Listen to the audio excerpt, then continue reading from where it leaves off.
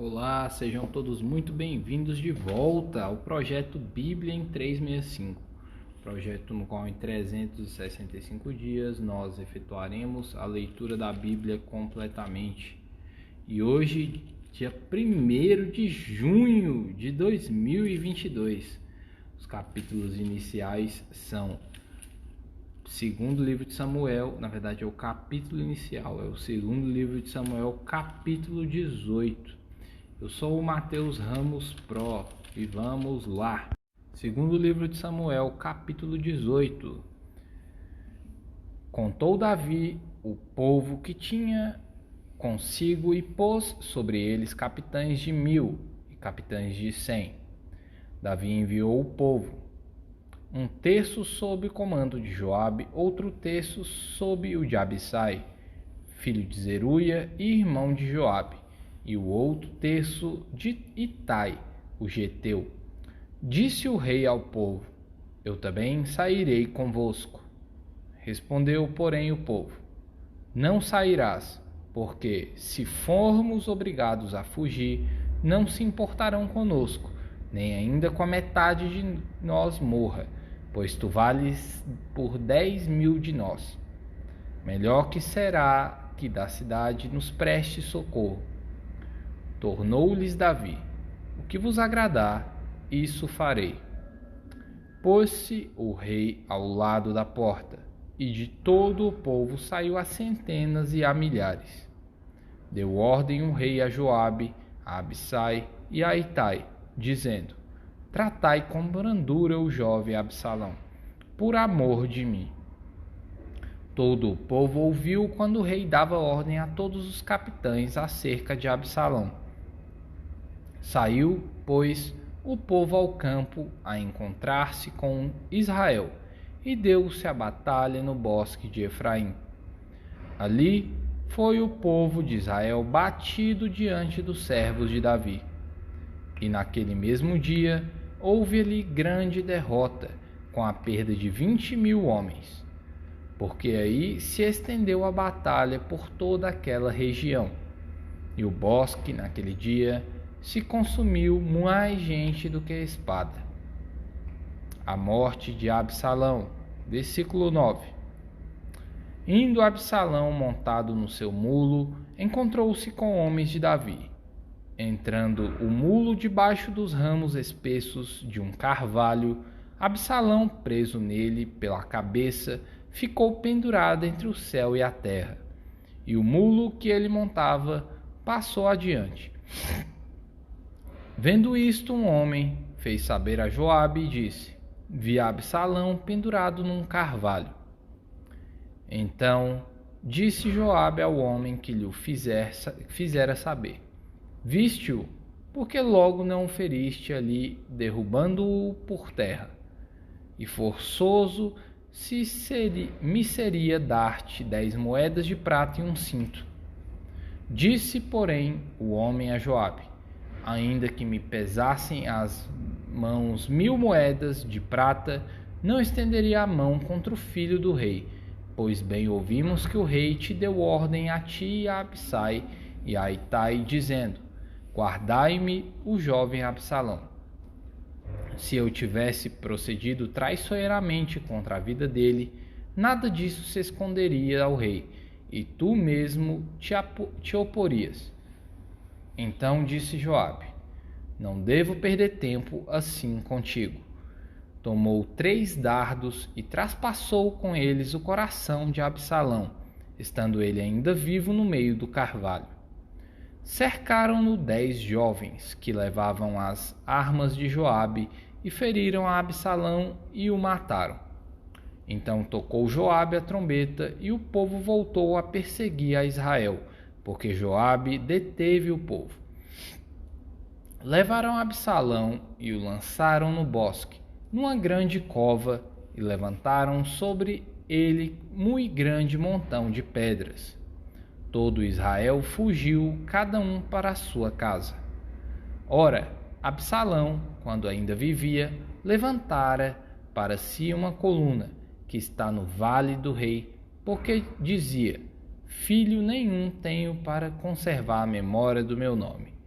e deu o seu próprio nome à coluna, pelo que até hoje chama o monumento de Absalão. Davi chora amargamente a morte de Absalão. Versículo 19. Então disse a Ahimaás, filho de Zadok: deixa-me correr e dar notícia ao rei de que já o Senhor vingou o poder de seus inimigos. Mas Joabe lhe disse: tu não serás hoje o portador de novas, porém outro dia o serás. Hoje não darás a nova, porque é morto o filho do rei. Disse Joabe ao etíope: vai tu e dize ao rei que tu viste. Inclinou-se a Joabe e correu. Prosseguiu Ahimaás, filho de Zadok, e disse a Joabe: seja o que for, deixe-me também correr após o etíope. Disse Joabe: para que agora correrias tu, meu filho, pois não terás recompensa das novas? Seja o que for, tornou Ahimaás, correrei. Então Joabe lhe disse: corre. Ahimaás correu pelo caminho da planície e passou o etíope. Davi estava assentado entre as duas portas da entrada. Subiu a sentinela ao terraço da porta sobre o muro e, levantando os olhos, viu que um homem chegava correndo só. Gritou, pois, a sentinela e o disse ao rei. O rei respondeu: se vem só, traz boas notícias. E vinha andando e chegando. Viu a sentinela outro homem que corria.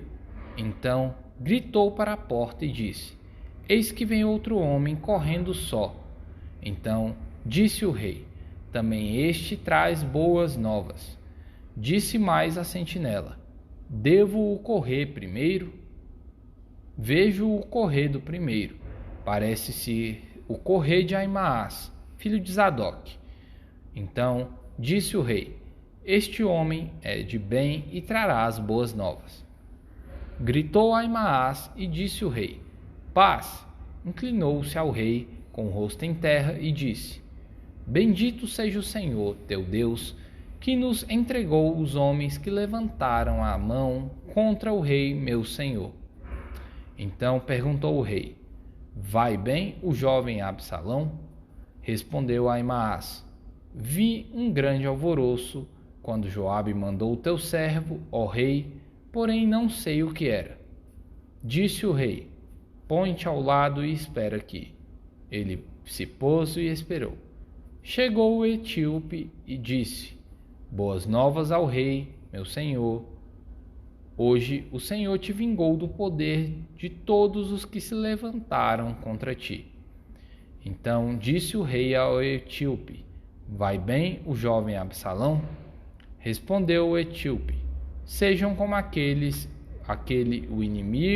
os inimigos do rei, meu senhor, e todos que se levantam contra ti para o mal. Então o rei, profundamente comovido, subiu à sala que estava por cima da porta e chorou. E, andando, dizia: meu filho Absalão, quem me dera que eu morrera por ti, Absalão, meu filho, meu filho. João, capítulo 20. A ressurreição de Jesus. No primeiro dia da semana, Maria Madalena foi ao sepulcro de madrugada, sendo ainda escuro, e viu que a pedra estava revolvida.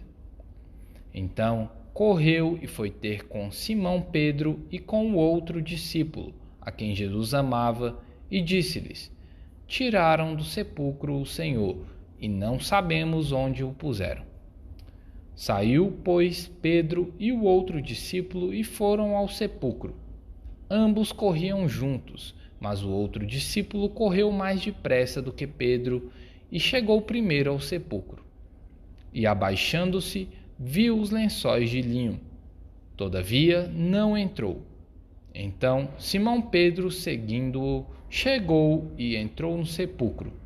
Ele também viu os lençóis e o lenço que estivera sobre a cabeça de Jesus, e que não estava com os lençóis, mas deixado num lugar à parte. Então entrou também o outro discípulo que chegara primeiro ao sepulcro e viu e creu, pois ainda não tinham compreendido a Escritura que era necessário ressuscitar ele dentre os mortos. E voltaram os discípulos outra vez para casa. Jesus aparece a Maria Madalena, versículo 11. Maria, entretanto, permanecia junto à entrada do túmulo, chorando. Enquanto chorava, abaixou-se e olhou para dentro do túmulo, e viu 2 anjos vestidos de branco, sentados onde o corpo de Jesus fora posto, um à cabeceira e outro aos pés. Então eles lhe perguntaram: Mulher, por que choras? Ela lhes respondeu: Porque levaram o meu Senhor e não sei onde o puseram. Tendo dito isto, voltou-se para trás e viu Jesus em pé, mas não reconheceu que era Jesus. Perguntou-lhe Jesus: Mulher, por que choras? A quem procuras? Ela, supondo ser ele o jardineiro, respondeu: Senhor, se tu o tiraste, dize-me onde puseste, e eu o levarei. Disse-lhe Jesus: Maria. Ela, voltando-se, lhe disse em hebraico: Rabone, que quer dizer mestre. Recomendou-lhe Jesus: Não me detenhas, porque ainda não subi para meu Pai, mas vai ter com os meus irmãos e dize-lhes: Subo para o meu Pai e vosso Pai, para meu Deus e vosso Deus. Então saiu Maria Madalena anunciando aos discípulos: Vi o Senhor, e contava que ele lhe dissera estas coisas. Jesus aparece aos discípulos, versículo 19. Ao cair da tarde daquele dia, o primeiro da semana, trancadas as portas da casa onde estavam os discípulos com medo dos judeus, veio Jesus, pôs-se no meio e disse-lhes: Paz seja convosco. E, dizendo isto, lhes mostrou as mãos e o lado. Alegraram-se, portanto, os discípulos ao verem o Senhor. Disse-lhes, pois, Jesus outra vez: Paz seja convosco. Assim como o Pai me enviou, eu também vos envio. E, havendo dito isto, soprou sobre eles e disse-lhes: Recebei o Espírito Santo. E se de alguns perdoardes os pecados, são-lhes perdoados. Se lhes retiverdes, são retidos. A incredulidade de Tomé, versículo 24. Ora, Tomé, um dos 12, chamado Dídimo, não estava com eles quando veio Jesus. Disseram-lhe, então, os outros discípulos: Vimos o Senhor. Mas ele respondeu: Se eu não vir nas suas mãos o sinal dos cravos, e ali não puser o dedo, e não puser a mão no seu lado, de modo algum acreditarei. Jesus aparece novamente aos discípulos. Versículo 26. Passado 8 dias, estavam outra vez ali, reunidos seus discípulos e Tomé com eles. Estando as portas trancadas, veio Jesus, pôs-se no meio deles e disse-lhes: Paz seja convosco. E logo disse a Tomé: Põe aqui o dedo e vê as minhas mãos.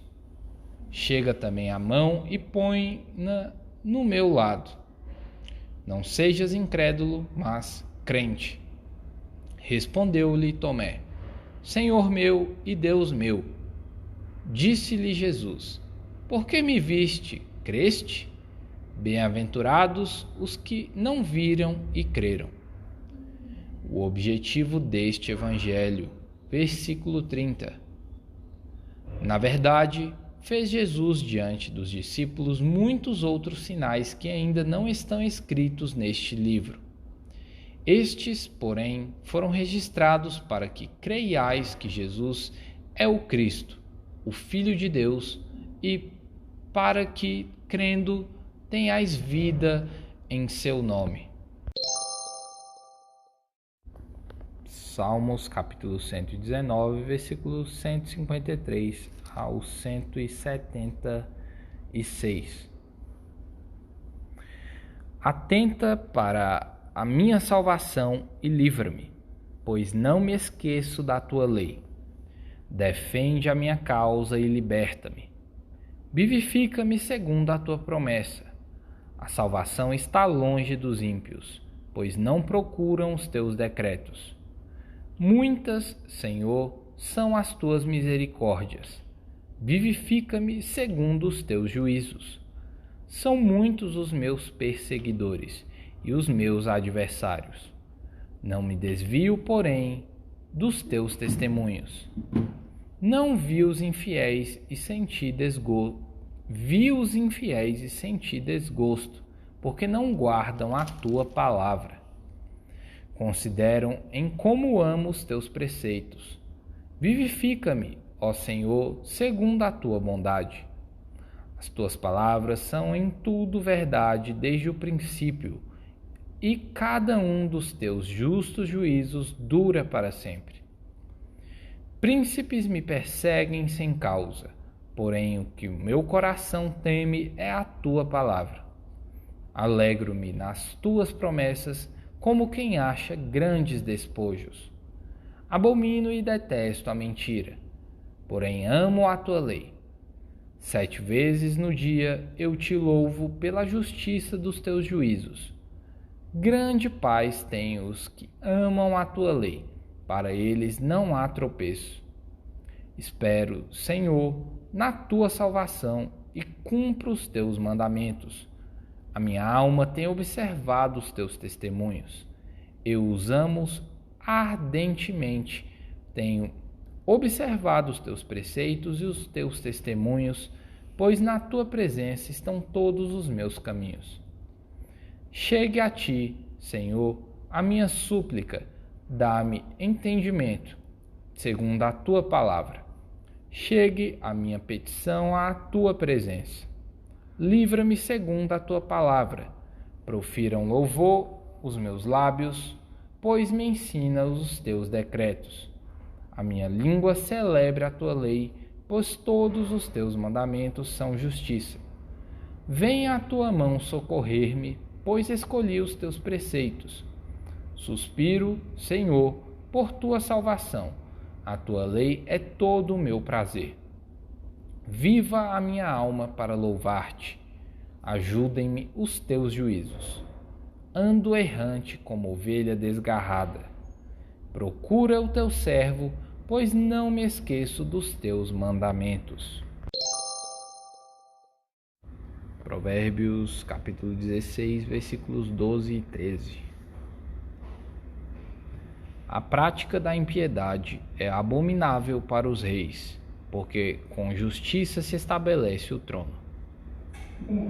Os lábios justos são o contentamento do rei, e ele ama o que fala coisas retas.